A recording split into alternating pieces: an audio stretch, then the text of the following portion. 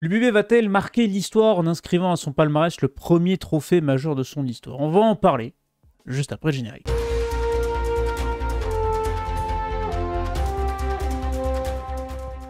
Bonjour, bonsoir à tous, bienvenue sur la causerie. Très heureux de vous retrouver aujourd'hui pour la vidéo. Ça y est, prono de cette finale de Champions Cup. Union Bordeaux-Bègles, Northampton du côté de Cardiff, c'est samedi à 15h45. Il va falloir être devant son écran pour assister à peut-être le passage dans une autre dimension de Lyon Bordeaux-Bègles. Un nouveau club français sacré au palmarès du rugby, c'est ce qu'on attendra samedi en tout cas de cette UBB qui est en pleine forme et qui va nous offrir une finale, je pense, de très très haut niveau face à une très très belle équipe de Northampton. De l'autre côté, le Loup tentera aussi de marquer sa petite histoire à côté contre Bath en finale de Challenge Cup et on va en parler de ces deux finales avec Monsieur Marine Nerney. J'espère qu'il est en canne, en forme. Je pense qu'on peut pas être plus en forme avant une finale de toute façon. Ouais. Il me tarde. De toute façon, on a une Champions Cup qui a pris une toute autre dimension depuis les demi-finales. On a l'impression d'avoir assisté à deux compétitions complètement différentes. Mais bon, on va pas se plaindre. Depuis un mois, 3 semaines maintenant, on a droit à une sacrée compétition. Donc, j'avoue que cette finale met de l'eau à la bouche. Donc, il me tarde d'être à samedi. Il me tarde aussi. Vendredi soir, Challenge Cup. Samedi après-midi, Champions Cup. C'est vrai qu'à Champions Cup, j'en attendais absolument rien au début de saison. Finalement, elle nous a diverti pendant cette année 2024-2025. C'était sympathique à suivre. On l'a couvert un petit peu aussi sur la chaîne, surtout à partir des 8e. Et donc voilà. Et puis elle plaît parce qu'on voit un petit peu d'engouement aussi aux côtés de cette Champions Cup. Et ça, c'est plutôt pas mal. Juste avant, vous pouvez vous abonner à cette chaîne et liker la vidéo, commenter en donnant votre avis, votre prono pour ces deux finales qui sont à venir pour les clubs français en Coupe d'Europe. Désolé, il n'y a pas eu de prono top 14 la semaine dernière parce que je n'ai pas eu le temps. On l'a tourné avec Robin, mais j'ai absolument pas eu le temps ni de la monter ni de faire la Mia. Donc malheureusement, elle n'est pas sortie et je voulais pas sortir un truc à l'arrache. Donc malheureusement, il n'y a pas eu de vidéo prono, mais on se rattrapera la semaine prochaine en revenant, en reparlant de top 14, en reparlant de Pro D2 parce que il y a beaucoup de choses à dire sur cette Pro D2 qui arrive avec notamment des régulations administratives qui ont été prononcées envers certains clubs. Des news qu'on garde pour la semaine prochaine. Je pense que la vidéo sera un peu plus fat que d'habitude. Parce qu'on va essayer de rattraper aussi la semaine perdue. Donc voilà, on est désolé. Mais on n'a pas eu le temps. Mais ça va arriver. Et donc là, on va se focus à 100% sur cette finale. Vous pouvez nous écouter en podcast sur Spotify. Si vous préférez nous écouter et pas nous voir. C'est la classique. On est sur TikTok, on est sur Instagram. Il y a la vidéo bilan de Ligue 1 qui est sortie. Ça, c'est du foot. Grand bilan de cette fin de saison de Ligue 1 qui est sorti au moment où vous voyez cette vidéo.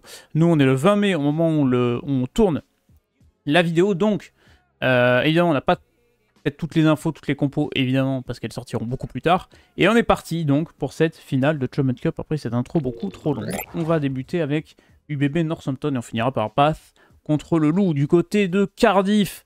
Samedi prochain 15h45 diffusé sur France 2 et Beansport 1, l'Union Bordeaux-Bègles peut aller inscrire une belle page de son histoire et montrer que ce club qui travaille bien, qui monte petit à petit d'année en année, passe désormais dans une autre dimension, celui des cadors du rugby européen où il est peut-être déjà en place. Avant de parler de finale précisément, on va aller un petit retour sur la Champions Cup, ton avis global sur cette Champions Cup et sur cette finale inédite dont tu avais pronostiqué un 100% pour les devis. Mon avis global, il va être, je pense, similaire à un peu tout le monde. C'est-à-dire que assez, assez lent à se mettre en place, assez déçu des premiers matchs avec des équipes qu'on attendait à un tout autre niveau, qui n'ont pas répondu aux attentes. Mais bon, voilà, comme on disait tout à l'heure en introduction, ça s'est un petit peu débloqué, allez, je dirais peut-être à partir des quarts de finale, parce qu'on a eu les dernières équipes qui jouaient vraiment le jeu, mine de rien, depuis le début de la saison. Donc voilà, ça a remis un peu d'enjeu derrière cette compétition. Après, je pense quand même que c'est un format qui reste à revoir, à retravailler. Voilà, c'est plus vraiment une Coupe d'Europe, donc peut-être qu'il faut changer les enjeux, intégrer d'autres équipes ou arrêter d'intégrer d'autres équipes. Il y a plein de questions qui tournent autour de cette Champions Cup. Mais bon, au moins, on ne peut pas dire que la fin de cette compétition soit inintéressante parce qu'on a quand même deux équipes qui n'ont pas l'habitude de se retrouver là. C'est une finale inédite, voilà, qui sort de l'ordinaire. Et en fait, ce qui est assez plaisant, c'est que c'est quand même deux équipes qui inscrivent énormément de points, qui ont inscrit énormément d'essais depuis le début de la compétition. Donc on sait que ça va être un match qui va être va être joué, il va y avoir énormément d'enjeux, et c'est surtout des équipes qui n'ont, comme je disais, qui n'ont pas l'habitude de se retrouver là, donc qui n'ont rien à perdre, donc ça va pas être un match fermé, une finale fermée, bon, on en a plus beaucoup ces dernières années, mais au moins voilà, va y avoir du jeu. Je pense que les deux équipes vont se donner à fond, même si on va en reparler, il y en a une qui est quand même affaibli par les blessures, un peu plus affaibli que l'autre, mais voilà, je pense que va pas y avoir de barrière, ça va jouer à fond, et c'est ça qu'on attend d'une finale entre deux équipes qui n'ont pas l'habitude de jouer l'une contre l'autre, donc qui ne se connaissent pas bien, qui jouent dans deux championnats complètement différents, qui n'ont rien à voir l'un avec l'autre. Donc voilà, franchement cette affiche elle est géniale, rien que pour le fait que pour une fois, on n'a pas Toulouse et on n'a pas le Leinster en finale, même si, encore une fois, c'est les deux plus grandes équipes de cette compétition, on va pas se le cacher, mais ça fait du bien d'avoir un peu de renouveau, donc c'est ça, je trouve, qui met l'eau à la bouche avant cette finale. L'originalité rajoute du piment à cette compétition et à ce match-là. N'hésitez pas à mettre votre pronom en commentaire de qui sera l'homme du match. Bien curieux de savoir qui sont les éléments dont vous attendez une prestation. On essaiera d'en parler de quelques-unes des individualités présentes normalement à Cardiff samedi après-midi. C'est vrai que c'est deux équipes qui ne pourront pas trop compter sur le facteur expérience. Pour l'UBB, parce que c'est leur première finale de Champions Cup. Alors l'UBB, voilà, petit à petit, est imposé dans le paysage du rugby français et européen. Ils ont d'abord fait les phases finales, ils se sont fait sortir. Ils ont fait une demi-finale, ils se sont fait sortir. Ils ont fait une finale, ils se sont fait exploser. Maintenant, ils sont en première finale de Coupe d'Europe. Donc, il y a une progression petit à petit pour l'Union Bordeaux-Bègles. Et pour Northampton, l'an passé, oui, ils font demi-finale de Champions. Mais bon, la dernière fois qu'ils ont été en finale de Champions, je crois que c'était 2011, si je dis pas de bêtises. Donc, ça date un petit peu. Donc, il y a aussi deux équipes jeunes qui sont sur une très très bonne dynamique et qui régalent. Je vous affiche le calendrier de Northampton. Ces derniers temps, qui s'est défait des Saracens ce week-end, non sans mal et non sans blessure, grâce à, je crois que c'est un essai à la dernière minute qui permet à Northampton de repartir de chez lui avec cette victoire juste avant cette finale. Il y a des blessés, on le sait, ils se sont défaits en demi-finale de Champions Cup du Leinster au prix d'un match exceptionnel de leur part, et ça a été extrêmement solide. Et du côté de l'Union Bordeaux-Bègles, eh bien le calendrier, c'est victoire contre Castres ce week-end, non sans mal non plus, pour les Bordelot-Béglés qui ont su se défaire des Casserets. Et en demi-finale, c'était évidemment victoire contre le Stade Toulousain du côté du Matmut Atlantique à Bordeaux. Pareil, match assez exceptionnel de ce côté-là. On a vécu deux très très belles demi-finales. Donc ces deux équipes se retrouveront ce samedi en finale à Cardiff. Et on pourra rentrer un petit peu dans le vif du sujet. Tu as commencé à l'aborder. Un Northampton qui est légèrement diminué, on va dire, même avec pas mal d'absents. Langdon est incertain. Mayana Vanua, je vais y arriver, est incertain aussi. Coles est incertain. Ram, le numéro 15, est incertain. Donc tu as tes deuxièmes là, ton talonneur et ton 15 qui sont très très incertains pour disputer cette rencontre. Tu as Augustus, ton numéro 8, qui est forfait. C'est quasiment sûr. Donc ça aussi, c'est une énorme perte pour Northampton. Alors on se réjouit jamais des blessés. Mais c'est vrai que l'Union Bordeaux-Bègles, t'as l'impression, j'ai vraiment l'impression, avec ces blessés, avec cette tendance pour l'UBB cette saison, que c'est l'année ou jamais. On dit ça un petit peu chaque année. On a dit ça l'année dernière. Voilà, tu t'en souviens, on était tous les deux sur la place des Quinconces et on disait la même chose. Oui, c'est un petit peu l'année ou jamais parce qu'ils sont enfin arrivés en finale et que tout semble leur sourire. Hein. Ils ont joué tous leurs matchs à domicile quasiment. Ils ont fait un 100% sur les phases les phases de groupe. Donc en fait, franchement, cette année, la Champions Cup de l'UBB, le tournoi est parfait. Ils n'auraient pas pu faire mieux. C'est impossible de faire mieux. Après, voilà. Une finale reste une finale. Tout peut se jouer tant que l'arbitre n'a pas sifflé à la fin du match. Hein. Je dis des phrases bateaux, mais mine de rien, c'est... les poncifs que tu nous sors, ils sont magnifiques. Ah ouais, non mais c'est vrai, c'est-à-dire que c'est encore une fois, c'est deux équipes qui n'ont rien à perdre et qui n'ont pas l'habitude de se retrouver là. Donc ça va se jouer à fond. Après, tu le disais, voilà, l'infirmerie de Northampton était déjà bien chargée en cette fin de Champions Cup. Là, elle est davantage encore plus à moins d'une semaine de la finale. Après voilà, il reste quand même 2-3 joueurs quand même plus qui sont capables de faire la différence. Je pense à Pollock, voilà, il va y avoir de superbes duels d'un côté Pollock par exemple, de l'autre Bielbiarri qui est aussi en feu que Pollock. Enfin, je veux dire, c'est des joueurs qui sont en train d'exploser et ça fait du bien de leur ça fait plaisir de leur voir qu'ils vont pouvoir, jouer une finale de Champions Cup, montrer de quoi ils sont capables. Et encore une fois, c'est des équipes qui n'ont pas l'habitude de se jouer, donc ils ne savent pas comment réagir l'une face à l'autre. Donc c'est ça qui est surtout intéressant. Et puis tu l'abordais tout à l'heure du côté de l'UBB. Enfin, du côté de Northampton, il y a déjà une victoire, je crois. Alors c'était à l'époque de la H Cup, si je me trompe pas, Ouais, c'était en 2000. 2000. Donc voilà, bon.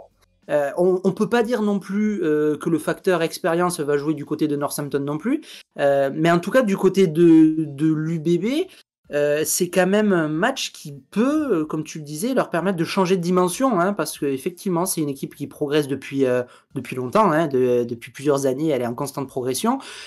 Mais bon, l'armoire à trophées, elle reste vide. Donc c'est toujours pareil. C'est une victoire en Champions Cup après une saison comme ça. Déjà, ça peut leur donner de la confiance pour aborder la fin de saison de top 14 qui risque d'être très très très chargée. Et surtout, voilà, ça peut permettre à l'UBB enfin de changer de dimension et de passer dans le stade au-dessus et de concrétiser les efforts qui sont faits depuis longtemps, hein. Donc c'est bien de gagner, c'est bien de battre Toulouse 3 fois dans la saison, de les éliminer de Champions Cup, c'est super. Mais si tu gagnes pas le trophée à la fin, eh bien en fait ce qu'on va retenir c'est que tu as perdu en finale. Donc c'est toujours la même chose, il faut gagner. Là c'est, je pense pas qu'il y ait de pression sur les épaules de Bordeaux parce que je pense qu'ils vont jouer libérés. Voilà, je suis vraiment pas sûr qu'il y ait de pression, mais il faut gagner parce qu'il faut lancer cette nouvelle dynamique de l'UBB et il faut rentrer dans voilà, il faut rentrer dans la cour des grands en fait, tout simplement. Et je dis pas qu'ils vont rattraper Toulouse ou le Leinster, hein, ça ils en sont très très loin, mais il faut commencer à engranger des trophées et voilà, ça passe par remporter des finales. La dernière finale que l'UBB a jouée, voilà, ça s'est plutôt mal passé, donc il faut essayer de raser ce souvenir, de passer à autre chose, voilà, et de remporter ce premier trophée.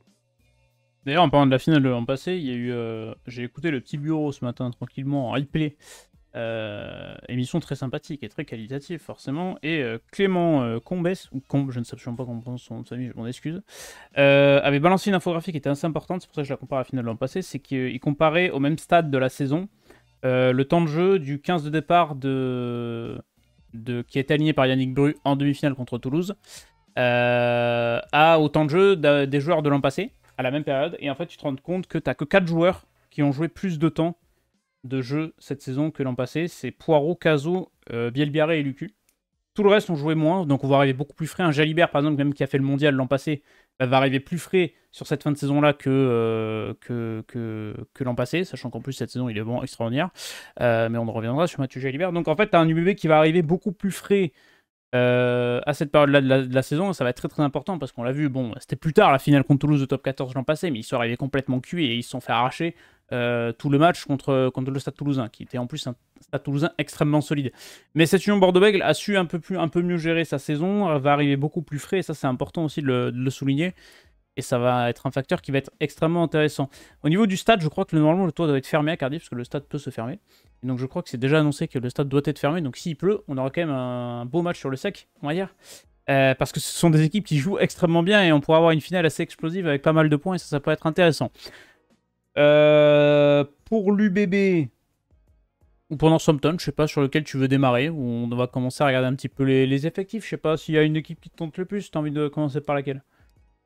Oh ben on va commencer par Northampton parce que si on Allez. parle d'effectifs, forcément, la question de l'effectif se pose surtout pour Northampton. On se doute de l'équipe qui va débuter du côté de l'UBB. Côté de Northampton, c'est un peu plus ambivalent, on va dire. Des interrogations, effectivement. Des joueurs à surveiller. Déjà, ce week-end, ils ont fait jouer quand même quelques cadres. Finn Smith, il y aura un duel de numéro 10 extraordinaire face à Mathieu Jalibert ce week-end. Ça va être quelque chose aussi. Globalement, le charnière peut être sympa. Henri Pollock, Factor X, on l'a dit, très très intéressant. Le petit crack anglais qu'on va adorer détester, comme le titre souvent la presse. Tommy Freeman, qui fait une excellente saison aussi. Il va être le joueur à suivre. Je sais pas, il y a un des trois là que tu as envie. Moi, j'ai bien envie de parler de Finn Smith. Numéro 10, ouais. Excellent défensivement. Qui va être un joueur extrêmement important dans ce match-là aussi. Qui est capable de sortir des énormes stats de plaquage aussi. Donc ça, c'est très très intéressant pour Finn Smith. Un très beau duel à venir contre Mathieu Jalibert. Ouais. Et puis, son efficacité en défense, on sait que c'est super important pour un numéro 10.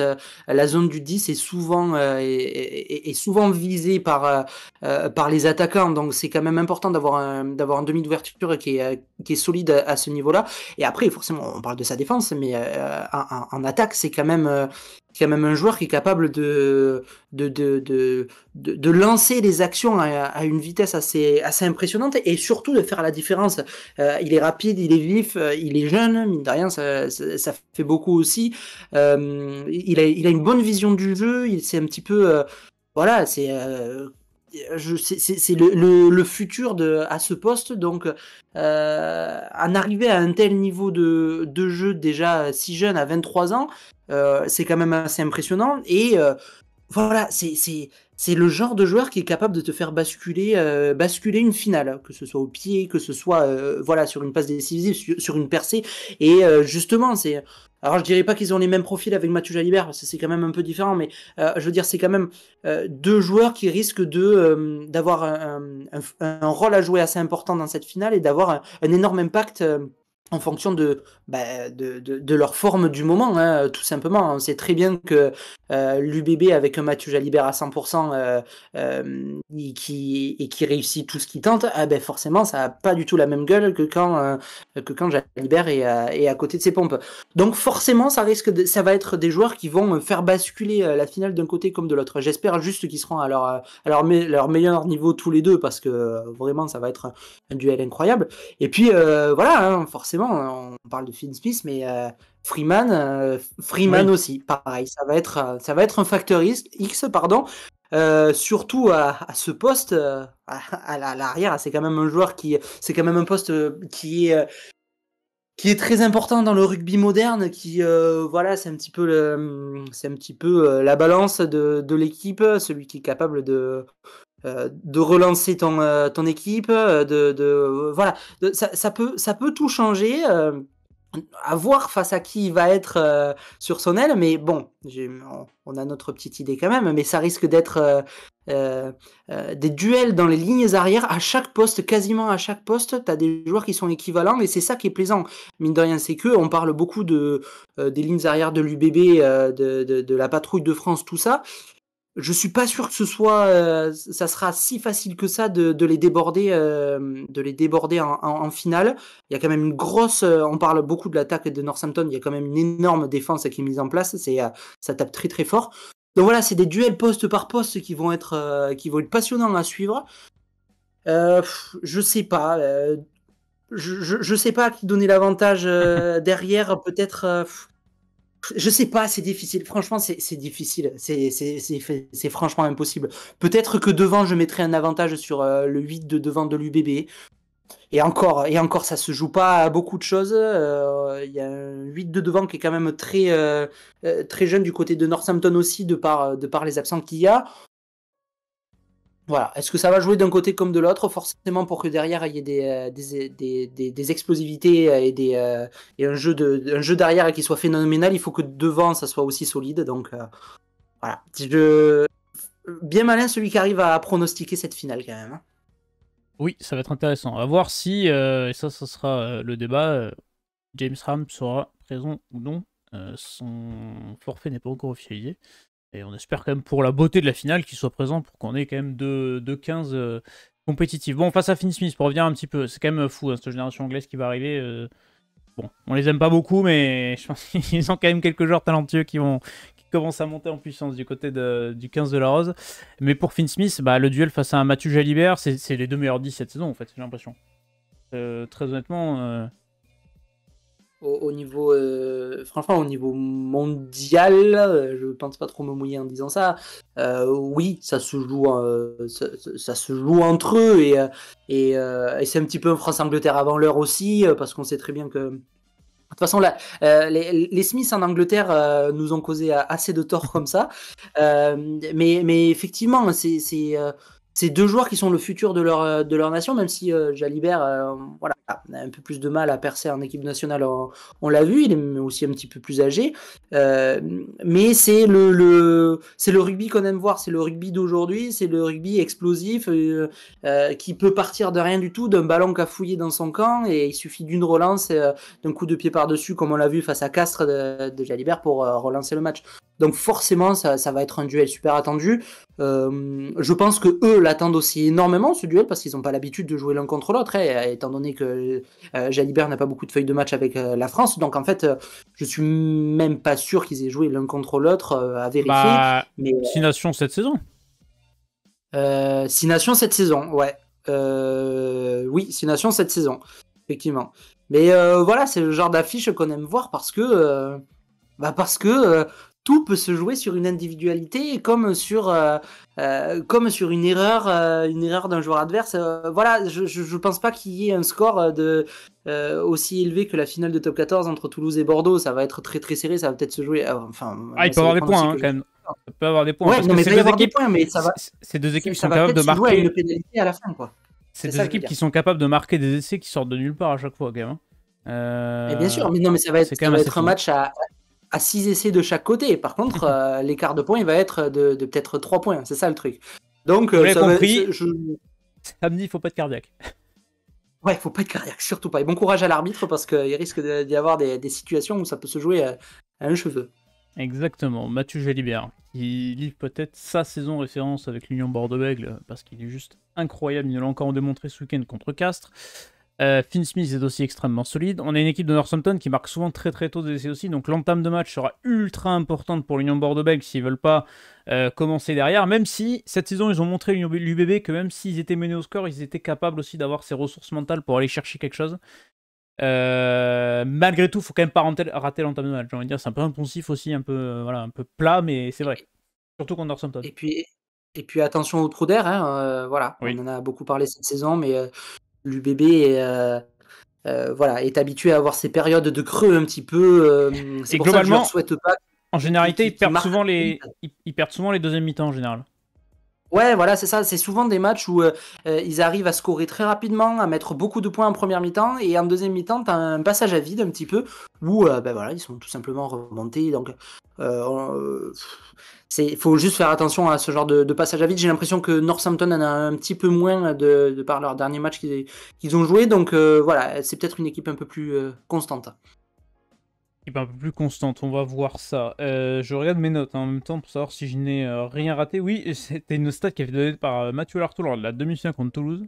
Et on verra ce que l'UBB va en faire aussi de ses touches. C'est la pire touche de top 14 et la meilleure de Champions Cup. C'est quand même un niveau d'écart assez bizarre, et on verra comment on va se démerder. L'UBB sur la touche aussi ce week-end qui pourrait être important. J'ai envie de parler d'un homme qui pourrait être homme du match ce week-end. Et je le dis et je l'affirme, c'est monsieur Maxime Lucu. Dans ces équipes un peu folles, le mec, voilà, qui est serein, qui sait dicter le rythme, il va être important, Lucu, comme d'habitude. Mais j'ai l'impression plus que d'habitude. Tu vois ? Mais non, on parle de Mathieu Jalibert qui fait sa meilleure saison, mais Maxime Lucu est à l'apogée de son art. Vraiment, cette saison, il est exceptionnel. Et faut pas non plus oublier que c'est quand même un joueur qui revient de loin. Alors, de par son côté, son rôle de remplaçant d'Antoine Dupont en équipe de France, où il y a quelques années, il n'a pas eu beaucoup de temps de jeu. Il a su relever la tête, rester présent, et il a remplacé Dupont de la meilleure des manières lors du dernier tournoi Destination. La saison dernière, il rate la pénalité de la gagne en Champions Cup. C'était en quart ou en demi en quart. Ouais, c'est ça. En quart de finale, c'est lui qui rate la pénalité, qui est pas si difficile que ça, mais voilà, on peut pas lui en vouloir non plus. En finale de top 14, il est présent et l'UBB se fait humilier. C'est un joueur toujours qui n'a jamais rien lâché, qui revient de loin à chaque fois et qui, cette année, il est juste stratosphérique. Je peux pas peur de dire que derrière Dupont, c'est le meilleur neuf en France. Il est bon dans l'animation, il est exceptionnel en défense, il est exceptionnel au jeu au pied, que ce soit en dégagement, il a une longueur au pied assez exceptionnelle aussi. Ben, je veux dire, face au but, je sais pas quel est son pourcentage de réussite, mais il est très fiable. Il est très très fiable et on l'a vu il y a 1 ou 2 semaines quand il réussit une pénalité de plus de 50 mètres face au poteau, où il surprend tout le monde parce que personne pensait qu'il allait la tenter. Voilà, c'est un joueur d'une fiabilité vraiment hors du commun. Tu sais que quand tu l'as dans ton équipe, bah, t'es serein, c'est un petit peu. Alors, bah, la comparaison est peut-être un peu bancale parce que voilà, c'est pas du tout les mêmes types de joueurs et ils ont pas du tout le même impact dans le rugby aujourd'hui en France. Mais c'est un petit peu l'équivalent de Dupont à Toulouse. Je veux dire, Toulouse sans Dupont, c'est pas du tout la même équipe. Aujourd'hui, Bordeaux sans Lucu ou sans Jalibert, c'est pas du tout la même équipe non plus. C'est des joueurs qui sont capables de temporiser et de remobiliser les troupes quand ça va pas. Et c'est juste un joueur qu'on ne peut pas ne pas aimer. C'est pas possible. Et Il oui, vit on le l'adore. match à 100%, voilà. On vit le match avec lui de par ses émotions, de par ce qu'il transmet. Donc voilà, c'est très plaisant c'est super de le voir à ce niveau-là de la compétition, de le voir peut-être remporter un trophée enfin avec son club. Moi, c'est tout ce que je lui souhaite parce que voilà, c'est l'un des piliers aujourd'hui de l'UBB. Et qu'est-ce que j'aime Maxime Lucu, donc je suis très heureux qu'il y ait un trophée avec Toi, lui en bord t'aimes de tous les mêlée. chauves à Bordeaux, j'ai l'impression. Mais évidemment, mais les divins chauves, il y a que des bons chauves à Bordeaux. Tous les joueurs, peu importe le sport, en tant que chauve passés par Bordeaux, sont des hommes extraordinaires. On va évidemment pas parler de tout le monde parce que sinon ça ferait une vidéo de 8h30, je pense. Mais évidemment, les Biel Biarré, Penaud, on verra si c'est à 100%, Samou, Poirot, Lamotte, voilà, Caso, tout ça, ça va être important. Le banc aussi, voilà, les Moefana, les Romain Buros aussi, voir ce niveau-là. Enfin bref, il y a du monde. Il va avoir un banc qui va être très important avec beaucoup d'enjeux. Un Arthur Retière qui a l'occasion, je crois, de gagner une troisième Champions Cup avec un troisième club différent. Bravo. Exceptionnel, ce joueur. Exceptionnel. Et ça peut être fou. Mais voilà, donc c'est pour ça que je vous demande dans les commentaires si vous voulez mettre votre homme du match ou le duel que vous attendez, le match dans le match que vous attendez, parce qu'on va évidemment pas parler de tous les joueurs, parce que ça risque d'être très très long, et que ça fait déjà 26 minutes qu'on parle et qu'on a toujours pas parlé de la challenge. Donc maintenant, il va falloir se mouiller et faire un prono sur cette finale de Champions Cup, mon cher Brian, UBB ou Northampton. Bah, en pur chauvin, je vais partir sur l'UBB quand même. Voilà, parce que je pense qu'ils sont favoris, mine de rien. De par le parcours qu'ils ont fait, le peu de blessés qu'ils ont. Voilà, je pense qu'ils sont favoris. Et j'ai surtout envie de voir l'UBB soulever enfin un trophée parce qu'il le mérite, parce que le travail qui est fait de par tout le staff, de par Laurent Marty pendant plusieurs années, voilà, est juste exceptionnel et que cette équipe mérite d'arriver au sommet d'une compétition et d'enfin pouvoir, encore une fois, passer dans une autre dimension et se lancer parmi les grands de ce sport. Donc je vais partir sur l'UBB, sur un score, élevé. Je partirai sur un... 0-0 tir au but.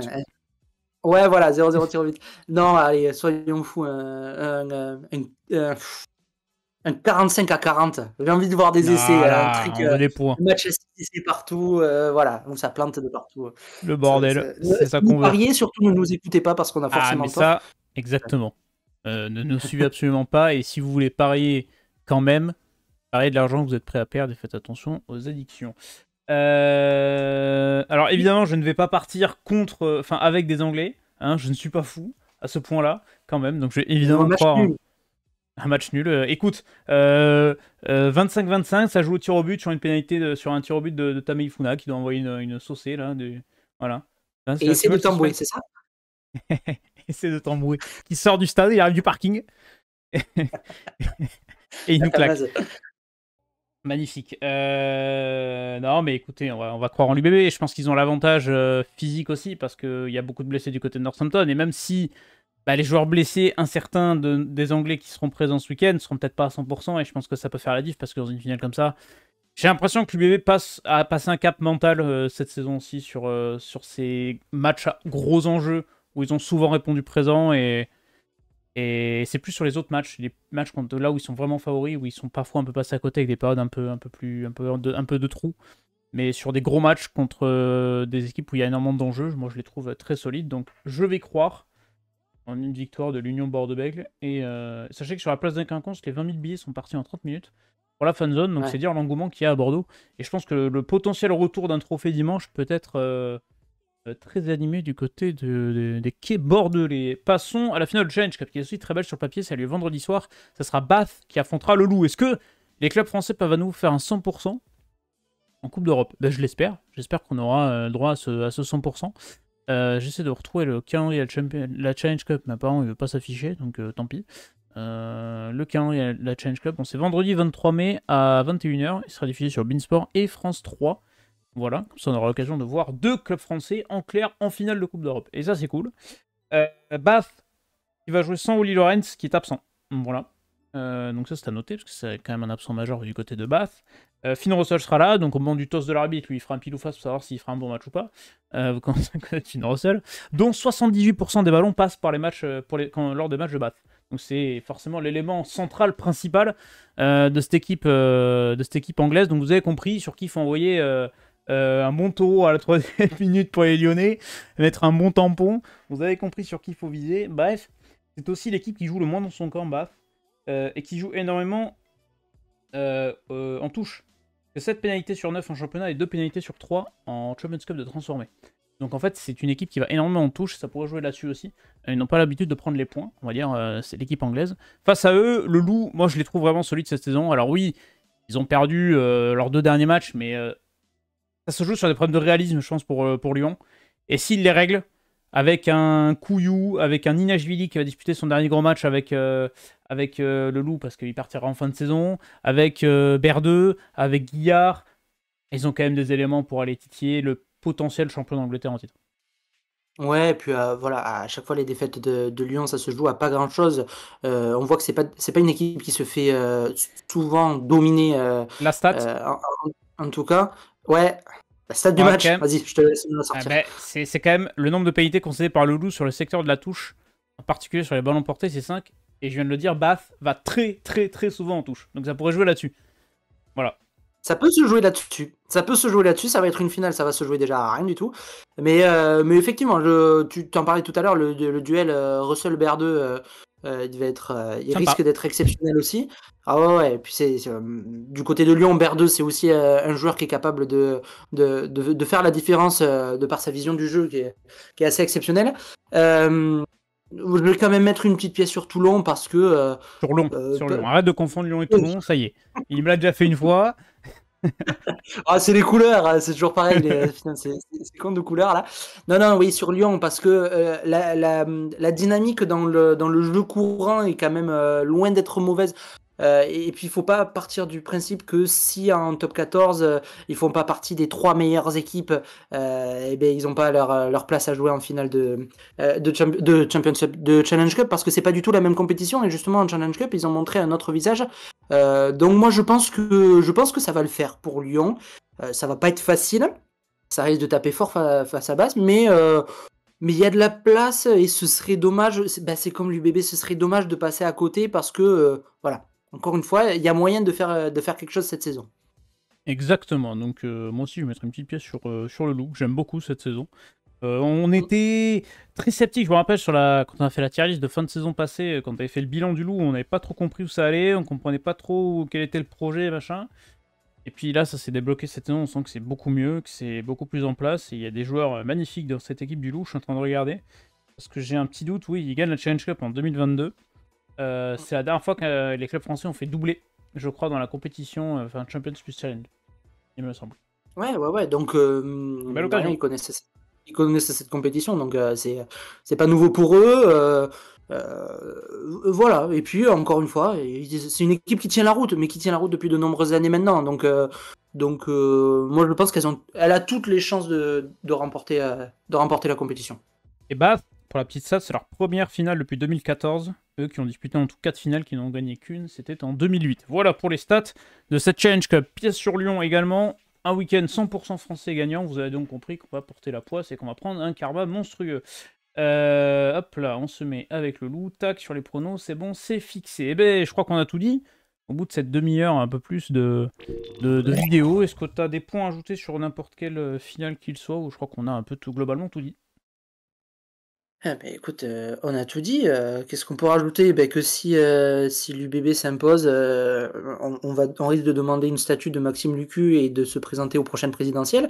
Mais Il y a voilà, ça élection à pourrait la mairie sauver l'année prochaine. Hein. Donc moi je vote pour lui. je veux te changer. Ça risque de devenir un héros ce Maxime Lucu. D'ailleurs, je parlais des Non, chauves à non, Bordeaux. Évidemment, je ne compte pas Gérard Lopez. Hein, je précise. Forcément, Voilà. forcément. Évidemment. Voilà, bah, si cette vidéo vous a plu, vous pouvez vous abonner, liker, donner votre prono en commentaire également pour ce Lyon-Bath en Challenge Cup. J'espère qu'on a globalement, je pense, avancé plein de points sur lesquels vous pouvez rebondir en commentaire. Vous pouvez nous retrouver sur Spotify. Pour ceux qui sont Spotify, bah, on vous remercie de nous écouter. N'hésitez pas à vous abonner également, nous rejoindre sur YouTube, nous rejoindre sur Instagram, nous rejoindre sur TikTok.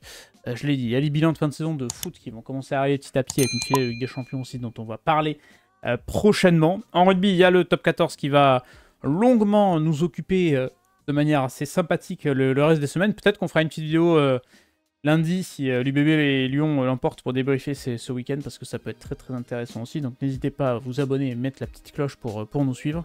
Et je vous souhaite un très très bon week-end de rugby cette fois-ci, on l'espère victorieux. Ciao tout le monde.